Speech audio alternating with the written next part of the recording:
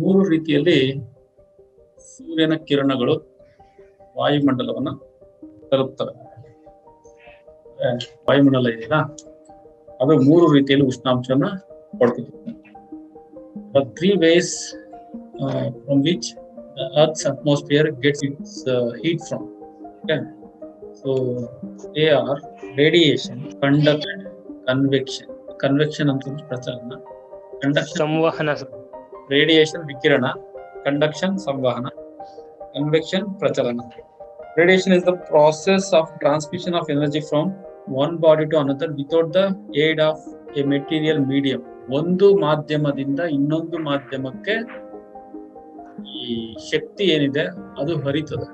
ಯಾವುದು ಇನ್ನೊಂದು ಮಾಧ್ಯಮದ ಸಂಪರ್ಕ ಇಲ್ಲದೆ, ಯಾವುದು ಇನ್ನೊಂದು ಮಾಧ್ಯಮದ ಹೆಲ್ಪ್ ಇಲ್ಲದೆ ಒಂದು ಮಾಧ್ಯಮದಿಂದ ಇನ್ನೊಂದು ಮಾಧ್ಯಮಕ್ಕೆ ಶಕ್ತಿ ಹರಿಯೋದನ್ನ ವಿಕಿರಣ ಅಂತ ಕರಿತೀವಿ.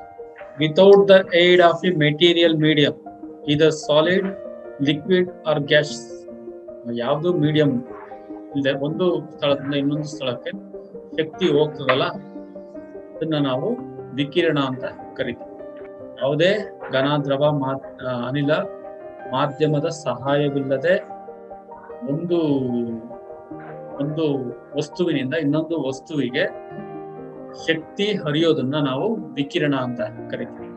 ಈಗ ಉದಾಹರಣೆಗೆ ಸೂರ್ಯನಿಂದ ಶಕ್ತಿ ಬರ್ತದಲ್ವಾ, ಸೂರ್ಯನಿಂದ ಬರುವಂತಹ ಶಕ್ತಿ ನಮಗೆ ವಿಕಿರಣದ ರೂಪದಲ್ಲಿ ಬರ್ತದೆ.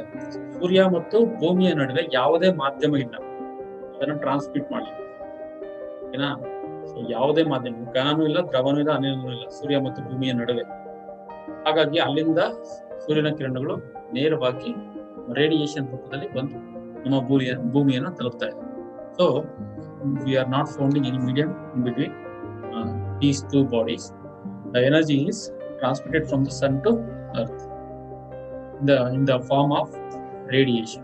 ನೀಟ್ ಬಜೆಟ್ ಅಲ್ಲಿ ಹೇಳಿದೆ, ವಿಕಿರಣ ಮುಖಾಂತರ ಬರ್ತದೆ ಇರುವಂತಹ ಗ್ಯಾಸ್, ಅನಿಲಗಳು, ನೀರಾವಿ ಮತ್ತು ಧೂಳಿನ ಕಣ ಅದನ್ನು ಹೀರ್ಕೊಂಡು ವಾತಾವರಣ ಬಿಸಿಯಾಗಿ ಇರಲಿಕ್ಕೆ ಸಾಧ್ಯ.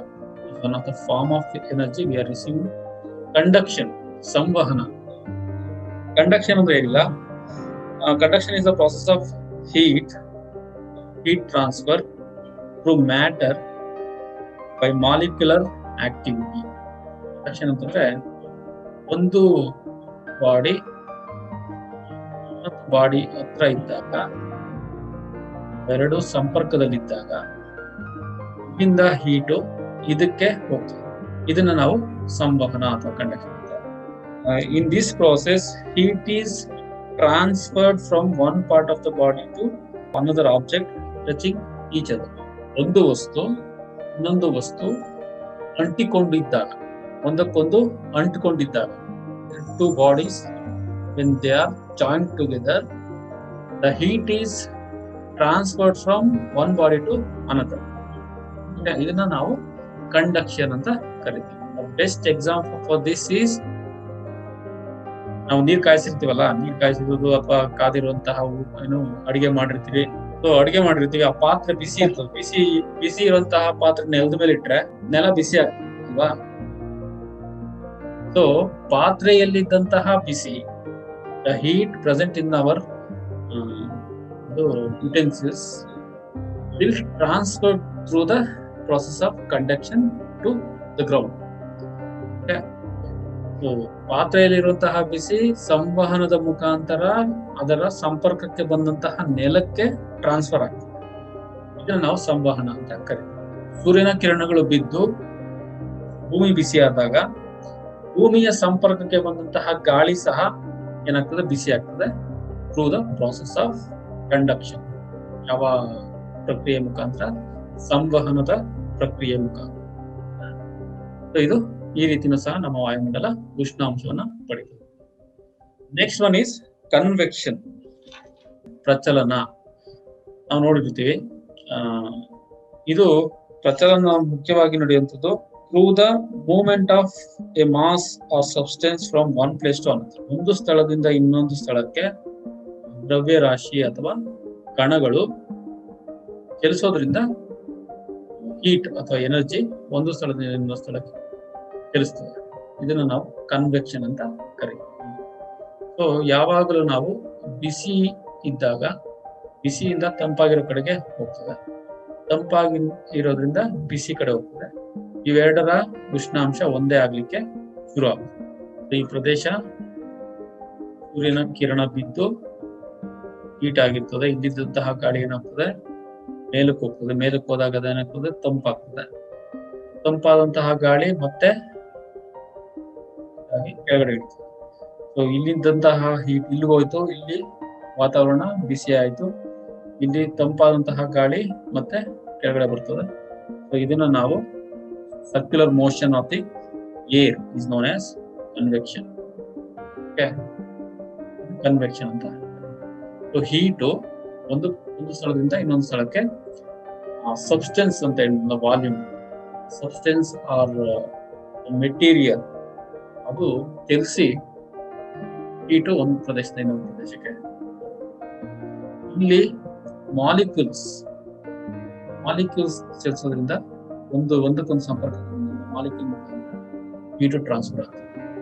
ಇಲ್ಲಿ ಯಾವುದೇ ವಿಕಿರಣದಲ್ಲಿ ಯಾವುದೇ ರೀತಿಯ ವಸ್ತು ಮಧ್ಯದಲ್ಲಿ ಬರಲ್ಲ. ಅದು ನೇರವಾಗಿ ಎನರ್ಜಿ ಒಂದು ವಸ್ತುವಿನಿಂದ ಇನ್ನೊಂದು ವಸ್ತುವಿಗೆ ಚಲಿಸ್ತದೆ. ಅದನ್ನ ವಿಕಿರಣ ಅಂತ. ಭೂಮಿನೂ ಸಹ ವಿಕಿರಣ ಮಾಡ್ತದೆ. ಸೂರ್ಯನಿಂದ ಬರುವಂತಹ ಶಕ್ತಿ ಏನಿದೆ ಅದು ಸಣ್ಣ ಅಲೆಗಳ ಮುಖಾಂತರ ಬರ್ತದೆ. ಭೂಮಿ ಆದ್ರೆ ದೊಡ್ಡ ಅಲೆಗಳ ಮುಖಾಂತರ ರಿಫ್ಲೆಕ್ಟ್ ಆಗ್ತದಲ್ಲ, ಪ್ರತಿಫಲನ ಆಗ್ತದಲ್ಲ, ಅದನ್ನ ವಿಕಿರಣ ಅಂತ ಕರಿತೀವಿ. ಇದು ಲಾಂಗ್ ವೇವ್ಸ್. ಮತ್ತೆ ರಾತ್ರಿಯ ವೇಳೆಯಲ್ಲಿ ಹಗಲೆಲ್ಲ ಬಿದ್ದು ಬಿಸಿಯಾಗಿದ್ದಂತಹ ಭಾಗ ಇತ್ತಲ್ಲ, ರಾತ್ರಿ ಆಗ್ತಿದ್ದಂತೆ ವಾತಾವರಣ ತಂಪಾಗ್ತದೆ, ಗಾಳಿ ತಂಪಾಗ್ತದೆ.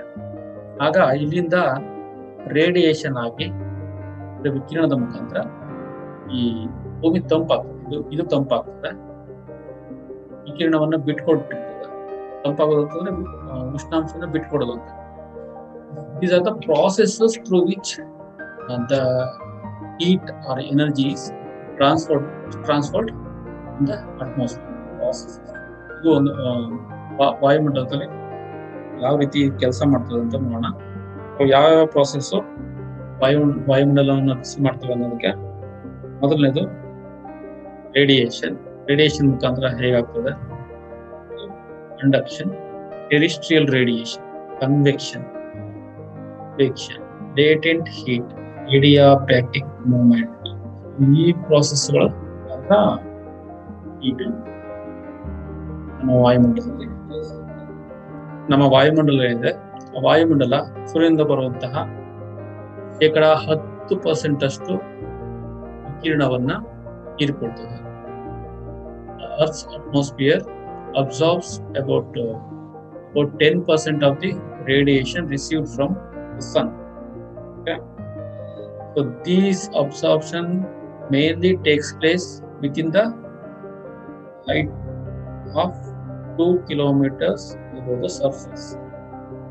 ಭೂಮಿಯ ಮೇಲೆ 2 ಕಿಲೋಮೀಟರ್ ಎತ್ತರದವರೆಗೆ ಈ 10% ಉಷ್ಣಾಂಶ ಏನು ಸೂರ್ಯನಿಂದ ಬರುವಂತಹ ಕಿರಣಗಳನ್ನ ಹೀರಿಕೊಳ್ಳುವಂತಹ ಕೆಲಸ ಮಾಡ್ತದೆ. ಹೆಚ್ಚಾಗಿ ಭೂಮಿಯ ಮೇಲ್ಮೈಯಿಂದ 2 ಕಿಲೋಮೀಟರ್ ಎತ್ತರದವರೆಗೆ ಇದು. This energy variation mainly dependent on the duration of the day and seasons. ವಿಕಿರಣ, ಸೂರ್ಯನಿಂದ ಬರುವಂತಹ ವಿಕಿರಣ ಭೂಮಿ ಮೇಲೆ ಬೀಳೋದನ್ನು ನಿರ್ಧರಿಸುವಂತಹ ಅಂಶಗಳು ಯಾವ್ದು ಅಂದ್ರೆ ದಿನದ ಅವಧಿ ಮತ್ತು ಋತುಮಾನ. ಬೇಸಿಗೆ ಕಾಲ ಇದ್ದಾಗ ಸೂರ್ಯನ ಕಿರಣಗಳು ನೇರವಾಗಿ ಬೀಳೋದ್ರಿಂದ ಬೇಸಿಗೆ ಕಾಲದಲ್ಲಿ ಅಧಿಕವಾದಂತಹ ಉಷ್ಣಾಂಶವನ್ನು ನೋಡ್ತೇವೆ, ಅಧಿಕವಾದ ವಿಕಿರಣ ಸಿಗ್ತದೆ. ವಾಯುಮಂಡಲ ಹೆಚ್ಚು ಉಷ್ಣಾಂಶನ ಪಡ್ಕೋಬಹುದು. ದಿನದ ಅವಧಿ ವ್ಯತ್ಯಾಸ ಆಗ್ತದೆ ಅಂತ ನಾನು ಯಾವುದೋ ಒಂದು ಕ್ಲಾಸಲ್ಲಿ ಹೇಳಿದ್ದೀನಿ ಪಾಠ ಮಾಡ್ಬೇಕಾದ್ರೆ. ಸೊ ದಿನದ ಅವಧಿ ದೈನಂದಿನ ಚಲನೆ ಮಾಡ್ಬೇಕಾದ್ರೆ ಹೇಳಿದ್ದೆ. ದಿನದ ಅವಧಿ ಎಲ್ಲಾ ಕಾಲದಲ್ಲೂ ಒಂದೇ ರೀತಿಯಾಗಿರಲ್ಲ, ಒಂದು ಪ್ರದೇಶದಲ್ಲಿ ವ್ಯತ್ಯಾಸ ಆಗ್ತಾ ಹೋಗ್ತದೆ. ಇದಕ್ಕೆ ಮುಖ್ಯ ಕಾರಣ ಏನಪ್ಪಾ ಅಂತಂದ್ರೆ ಭೂಮಿ ಅಕ್ಷ ಓರೆ ಆಗಿದೆ. ಸೊ ಭೂಮಿ ಅಕ್ಷ ಓರೆ ಆಗಿದ್ದರಿಂದ ಸ್ಥಳದಿಂದ ಸ್ಥಳಕ್ಕೆ ದಿನದ ಅವಧಿ ವ್ಯತ್ಯಾಸ ಆಗ್ತಾ ಹೋಗ್ತದೆ. ಅದಕ್ಕೆ ಉದಾಹರಣೆ ಕೊಟ್ಟಿದ್ದೆ. ಬೇಸಿಗೆ ಕಾಲದಲ್ಲಿ ಸೂರ್ಯ ಬೇಗನೆ ಹುಟ್ಟುತ್ತಾನೆ, ಲೇಟ್ ಆಗಿ ಮುಳುಗ್ತಾನೆ ಅಂತೆಲ್ಲ ಹೇಳುತ್ತೆ. The duration of the day is longer, the insolation is also longer. Insolation ಅನ್ನ ಪದ ಬಳಸ್ತಾ ಇದ್ದೀವಿ. ಇನ್ಸೋಲೇಷನ್ ಕನ್ನಡದಲ್ಲಿ ಸೂರ್ಯಜನ್ಯ ಶಾಖ ಬಳಸ್ತಾರೆ. Insolation energy are the heat we are getting from the sun is known as insolation.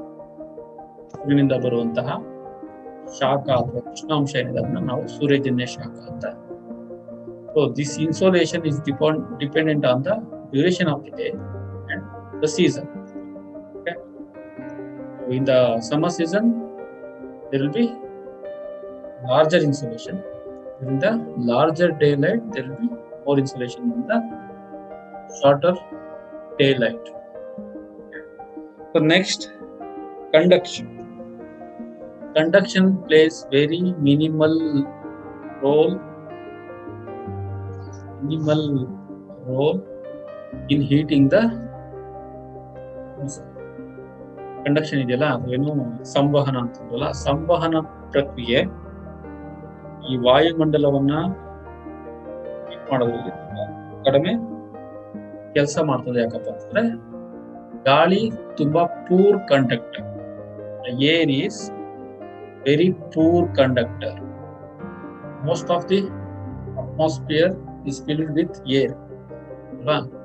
So ವಾಯುಮಂಡಲ ಪೂರ್ತಿ ಗಾಳಿಯಿಂದ ತುಂಬಿರೋದ್ರಿಂದ ಆ ಗಾಳಿ ತುಂಬಾ ಕಡಿಮೆ ಸಂವಹನ ಸಾಮರ್ಥ್ಯವನ್ನ ಹೊಂದಿರ್ತದೆ. ಹಾಗಾಗಿ ಗಾಳಿ ಸಂಪರ್ಕಕ್ಕೆ ಭೂಮಿ ಬಂದು ಅದು ಬಿಸಿಯಾಗೋದು ಪ್ರಕ್ರಿಯೆ ಇದೆಯಲ್ಲ, ಅದು ತುಂಬಾ ಕಡಿಮೆ. ಇದು ಕೆಲಸ ಮಾಡ್ತದೆ ಸ್ವಲ್ಪ. ಅಷ್ಟೊಂದು ವಿಕಿರಣ ಆಗಿರ್ಲಿ ಅಥವಾ ರೇಡಿಯೇಷನ್ ಆಗಿರ್ಲಿ, ರೇಡಿಯೇಷನ್ ಕನ್ವೆಕ್ಷನ್, ಅಷ್ಟು ಪ್ರಖರವಾದಂತಹ ಒಂದು ಪರಿಣಾಮವನ್ನ ಕಂಡಕ್ಷನ್ ಮಾಡಲ್ಲ. ನೆಕ್ಸ್ಟ್ ಒನ್, ಟೆರಿಸ್ಟ್ರಿಯಲ್ ರೇಡಿಯೇಷನ್, ಭೂ ಮೇಲ್ಮೈ ವಿಕಿರಣ.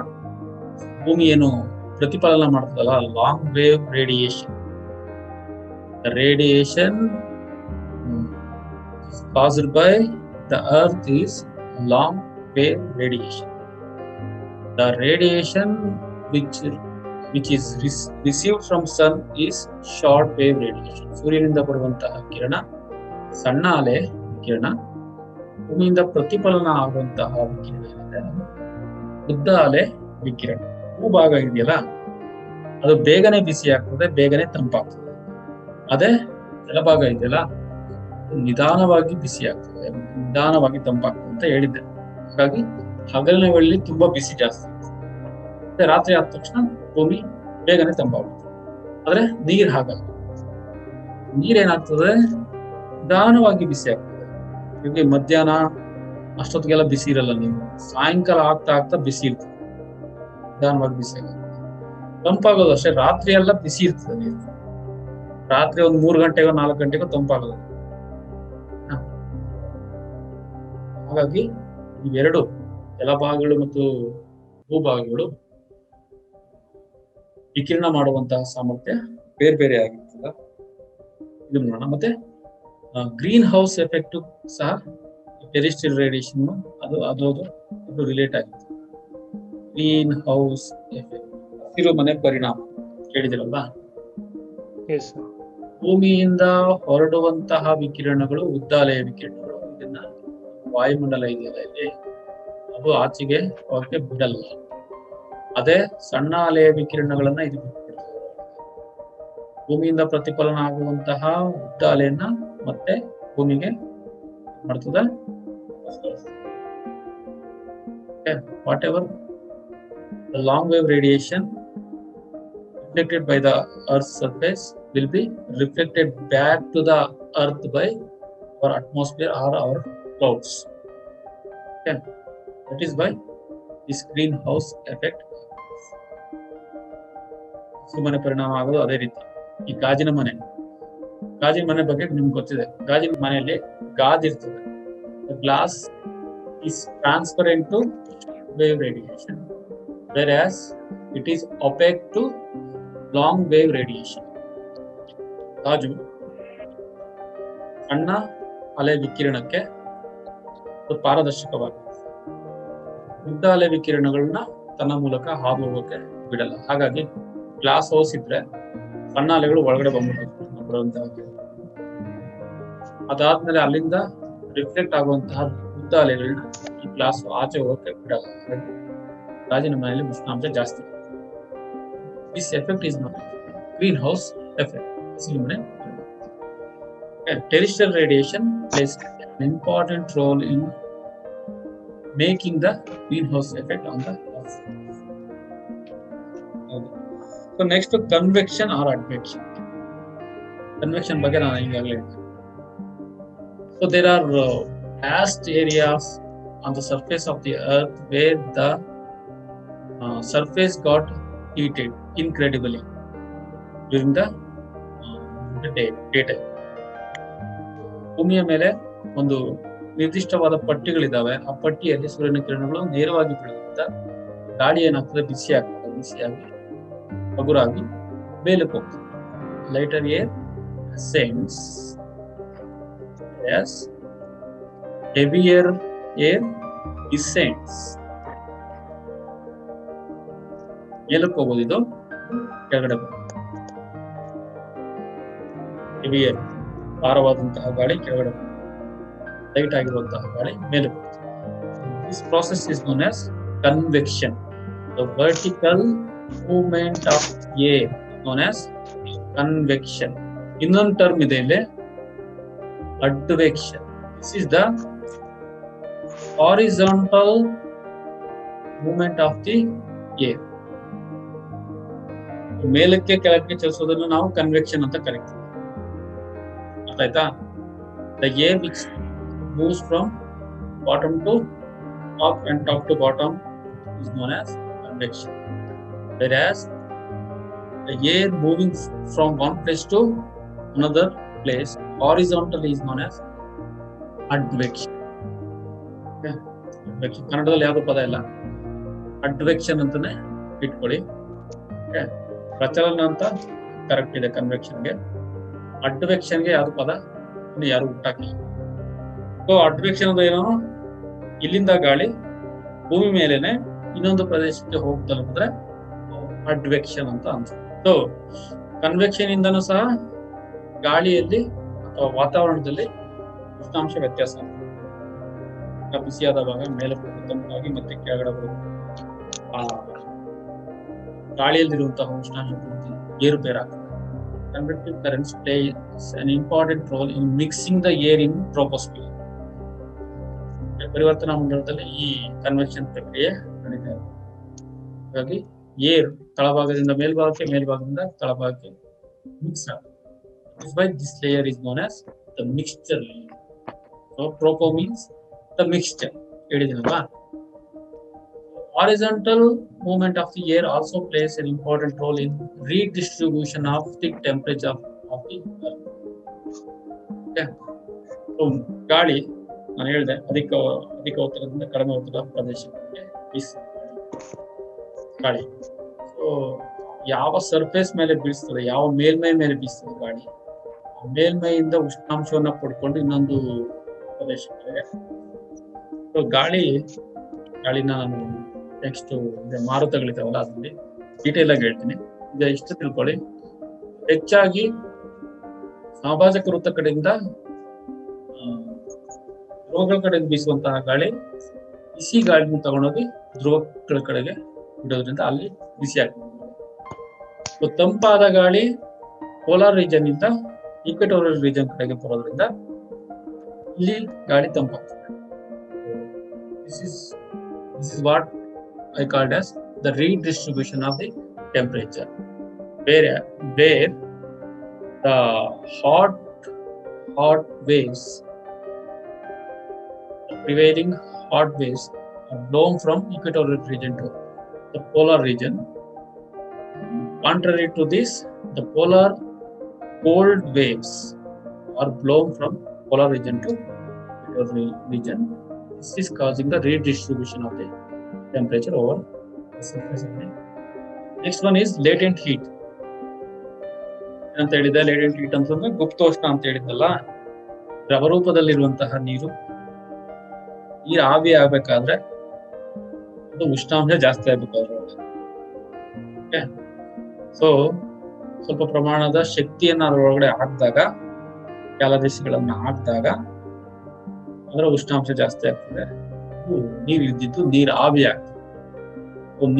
ನೀರಲ್ಲಿರುವಂತಹ ಉಷ್ಣಾಂಶಕ್ಕಿಂತ ನೀರಾವಿಯ ಉಷ್ಣಾಂಶ ಜಾಸ್ತಿ. ಅದ್ರೊಳಗಡೆ ನಾವು ಉಷ್ಣಾಂಶವನ್ನ ಆಡ್ ಮಾಡಿರ್ತೀವಿ, ಅಂದ್ರೆ ಬಿಸಿ ಮಾಡಿದೀವಿ ಅಂತ ಆಡ್ ಮಾಡಿದೀವಿ ಅಂತ. ಸೊ ನೀರ್ ಇದ್ದಿದ್ದು ಏನಾಗ್ತದೆ, ನೀರ್ ಆವಿ ಆಗ್ತದೆ. ಓಕೆ, ನೀರ್ ಆವಿ ಆದಾಗ ನೀರ್ ಉಷ್ಣಾಂಶ ಆಟೋಮೆಟಿಕ್ ಜಾಸ್ತಿ. ನೀರ್ ಆವಿ ಇದ್ದಿದ್ದು ನೀರಾಯ್ತು ಅಂತಂದ್ರೆ ಅದನ್ನೇನಂತ ಕರಿತೀವಿ?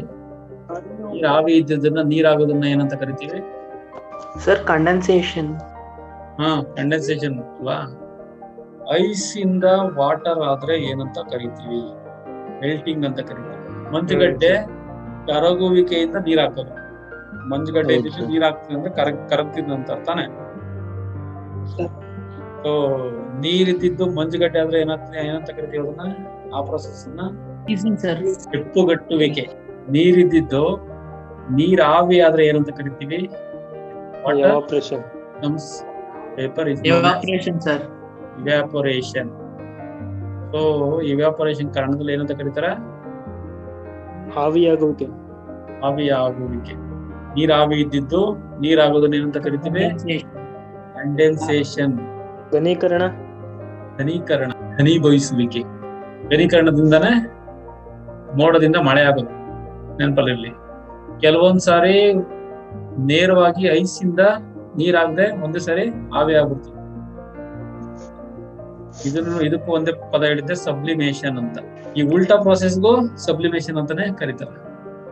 ವಾಟರ್ ವೇಪರ್ ಇದ್ದಿದ್ದು ಐಸ್ ಆಗೋದಕ್ಕೂ ಸಬ್ಲಿಮೇಷನ್ ಅಂತಾನೆ. ನೀರಿಂದ ನೀರ್ ಆವಿ ಆಗ್ಬೇಕು ಅಂತಂದ್ರೆ ಇಲ್ಲಿ ಪ್ಲಸ್ ಆಗ್ಬೇಕು, ಎನರ್ಜಿ ಪ್ಲಸ್ ಆಗ್ಬೇಕು ಇದಕ್ಕೆ. ನೀರಲ್ಲಿ ಒಂದು ಮಟ್ಟದ ಎನರ್ಜಿ ಇರ್ತದೆ. ಒಂದು ಎಕ್ಸ್ ಅಂತ ಇದ್ರೆ ಎಕ್ಸ್ ಮಟ್ಟದ ಎನರ್ಜಿ ಇದೆ ಅಂತ ಇಟ್ಕೊಂಡ್ರೆ, ಇಲ್ಲಿಂದ ವಾಟರ್ ವೇಪರ್ಗೆ ಹೋಗ್ಬೇಕಂತಂದ್ರೆ ಎಕ್ಸ್ ಪ್ಲಸ್ ಆಗ್ತದೆ. ಓಕೆ, ವಾಟರ್ ವೇಪರ್ ಹೋಗ್ಬೇಕು. ವಾಟರ್ ವೇಪರ್ ಇದ್ದಿದ್ದು ನೀರ್ ಆಗ್ಬೇಕು ಅಂತಂದ್ರೆ ಎಕ್ಸ್ ಮೈನಸ್ ಆಗ್ಬೇಕು. ಕರೆಕ್ಟಾ? ಮೈನಸ್ ಇದು ಏನು ಆಡ್ ಆಗಿರ್ತದೆ ಅಷ್ಟು ಮೈನಸ್ ಆದಾಗ ಮತ್ತೆ ಎಕ್ಸ್ಗೆ ಬರ್ತದೆ. ಅದು ಉಷ್ಣಾಂಶ, ಎನರ್ಜಿ. ಸೊ ಇಲ್ಲಿ ಕೆಲವು ಮಟ್ಟದ ಉಷ್ಣಾಂಶ ಇರ್ತದೆ. ಐಸ್ ಇದ್ದಾಗ ಅದ್ರಲ್ಲಿ ಉಷ್ಣಾಂಶ ಎಷ್ಟಿರ್ತದೆ? 0 ಡಿಗ್ರಿ ಸೆಲ್ಸಿಯಸ್ ಇರ್ತದೆ. ನಮ್ಗೆ ಗೊತ್ತಿರೋದು. ನೀರು ಯಾವಾಗ ಹೆಪ್ಪುಗಟ್ಟುತ್ತದೆ? ನೀರಿನ ಉಷ್ಣಾಂಶ 0 ಡಿಗ್ರಿಗಿಂತ ಕಡಿಮೆ ಹೋದಾಗ ನೀರು ಹೆಪ್ಪುಗಟ್ಟುತ್ತದೆ. ಇದು 7ನೇ ಕ್ಲಾಸಲ್ಲಿ ಏನು ಹೇಳ್ಕೊಟ್ಟದ್ದು. ಕರೆಕ್ಟಾ? ನೀರಿನ ಕುದಿಯುವ ಬಿಂದು 100 ಡಿಗ್ರಿ. 100 degree Celsius. 100 ಡಿಗ್ರಿ ಹೋದ್ರೆ ಇದು ಆವಿ ಆಗ್ತದೆ. 0 ಡಿಗ್ರಿ ಬಂದ್ರೆ ಮಂಜು ಐಸ್ ಆಗ್ತದೆ.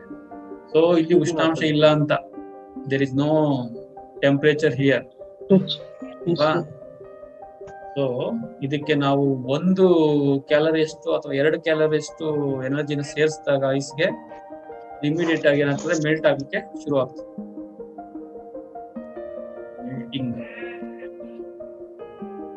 ಸೊ ಐಸ್ಗೆ ಸ್ವಲ್ಪ ಪ್ರಮಾಣದ ಎನರ್ಜಿನ ಅದ್ರ ಒಳಗಡೆ ಹಾಕಿದಾಗ ಮೆಲ್ಟ್ ಆಗ್ಲಿಕ್ಕೆ ಶುರು ಆಗ್ತದೆ. ಎನರ್ಜಿ ಎಲ್ಲೋಯ್ತು?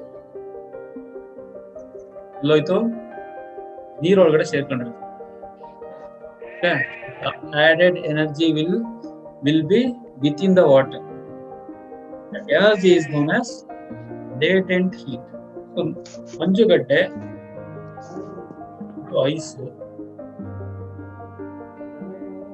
ಐಸ್ ಇದ್ದಿದ್ದು ನೀರಾಗಬೇಕು ಅಂತಂದ್ರೆ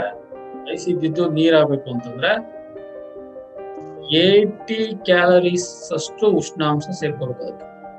ಇಲ್ಲಿ ನೀರಿದ್ದಿದ್ದು ಮತ್ತೆ ಆವಿ ಆಗ್ಬೇಕು ಅಂತಂದ್ರೆ, ನೀರ್ ಆವಿ ಆಗ್ಬೇಕು ಅಂದ್ರೆ ಇದಕ್ಕೆ ಮತ್ತೆ 585 ಕ್ಯಾಲರಿ ಸೇರಿಸ್ಬೇಕು. ಆಗ ಮಾತ್ರ ನೀರಿದ್ದಿದ್ದು ನೀರಾವಿ ಆಗ್ಲಿಕ್ಕೆ ಸಾಧ್ಯ ಆಗ್ತದೆ. ಸೊ ನೀರಾವಿಯಲ್ಲಿ ಇಷ್ಟು ಪ್ರಮಾಣದ ಎನರ್ಜಿ, ಶಕ್ತಿ ಒಳಗಡೆ ಶೇಖರಣೆ ಆಗುತ್ತೆ.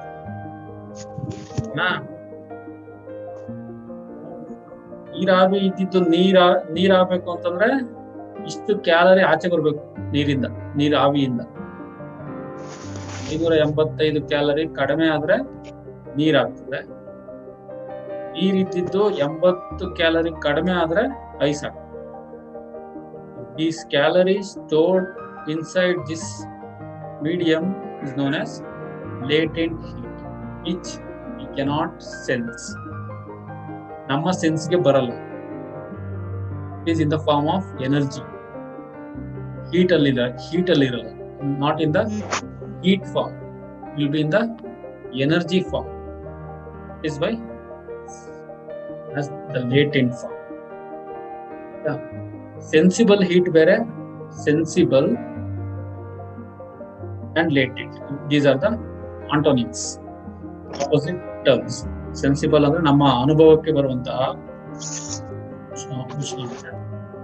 ಲೇಟೆಂಟ್ ಅಂತಂದ್ರೆ ನಮ್ಮ ಅನುಭವಕ್ಕೆ ಬಾರದಂತದ್ದನ್ನೇ ನಾವು ಕನ್ನಡದಲ್ಲಿ ಉಪೋಷ್ಣ ಅಂತ ಕರೀತೀವಿ. Latent heat in the energy is the driving force of all the storms. ಸೈಕ್ಲೋನ್ಗಳು ಪ್ರಪಂಚದಲ್ಲಿ ದೊಡ್ಡ ಸೈಕ್ಲೋನ್ಗಳು ಅವು ಸಾವಿರಾರು ಕಿಲೋಮೀಟರ್ ಅಗಲ ಇರ್ತದೆ.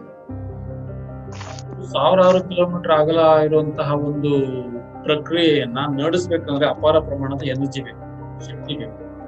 ವಸ್ತು ಈ ಕಡೆಯಿಂದ ಆ ಕಡೆ ಚಲಿಸ್ಬೇಕಂದ್ರೆ ಶಕ್ತಿ ಬೇಕಲ್ವಾ? ಅದೇ ರೀತಿ ಅಷ್ಟು ದೊಡ್ಡ ಪ್ರಮಾಣದ ಒಂದು ವಸ್ತು ಚಲಿಸ್ತಾ ಇದೆ ಅಂತಂದ್ರೆ ಅದಕ್ಕೆ ಅಪಾರ ಪ್ರಮಾಣದ ಶಕ್ತಿ ಬೇಕು. ಅಪಾರ ಪ್ರಮಾಣದ ಶಕ್ತಿ ಎಲ್ಲಿಂದ ಬರ್ತದೆ? ನೀರು ಆವಿ ಆಗ್ಬೇಕಾದ್ರೆ ಅದ್ರೊಳಗಡೆ ಶಕ್ತಿ ಶೇಖರಣೆ ಆಗಿರ್ತದಲ್ಲ, ಆ ಲೇಟೆಂಟ್ ಹೀಟ್ ಅದನ್ನ ನಡೆಸ್ತದೆ. It is called as driving force. Latent heat ಆಯ್ತು. ನೆಕ್ಸ್ಟ್ ಅಡಿಯಾಬೆಟಿಕ್. ಈ ಕಾನ್ಸೆಪ್ಟ್ ತುಂಬಾ ಇಷ್ಟಕರವಾದ concept. ಅಡಿಯಾಬೆಟಿಕ್, a movement of air upward and downward is known as adiabatic movement. ಕನ್ನಡದಲ್ಲಿ ಪದ ಇಲ್ಲ. ಊರ್ಧ್ವಮುಖ ಚಲನೆ ಅಂತ ಇಟ್ಕೋಬಹುದು. ಮೇಲಕ್ಕೆ ಹೋಗೋದು, ಕೆಳಗಡೆ ಬರೋದು ಅಂತ. ಗಾಳಿ ಮೇಲಕ್ಕೆ ಯಾಕೆ ಹೋಗ್ತದೆ, ಕೆಳಗಡೆ ಯಾಕೆ ಬರ್ತದೆ? ಅದೇ ಸರ್, ಹೆಚ್ಚಿನ ಪ್ರಮಾಣದಿಂದ ಕಡಿಮೆ ಪ್ರಮಾಣದ ಕಡೆಗೆ ಗಾಳಿ ಹೋಗುತ್ತೆ. ಹೊರಗಡೆ ಇಂಟರ್ನಲ್ ಆಗಿ ಏನೋ ಚೇಂಜ್ ಆಗ್ತದಲ್ಲ, ಗಾಳಿ ಒಳಗಡೆ ಇರುವಂತ ಇಂಟರ್ನಲ್ ಆಂತರಿಕವಾದಂತಹ ಲಕ್ಷಣಗಳು ಚೇಂಜ್ ಆದಾಗ ತಾನೇ ಮೇಲಕ್ಕೆ ಹೋಗ್ಲಿಕ್ಕೆ ಸಾಧ್ಯ. ಆಂತರಿಕ ಲಕ್ಷಣಗಳು ಯಾವ್ಯಾವು? ಟೆಂಪರೇಚರ್ ಮತ್ತೆ ಪ್ರೆಷರ್, ಒತ್ತಡ, ಒತ್ತಡ, ಉಷ್ಣ.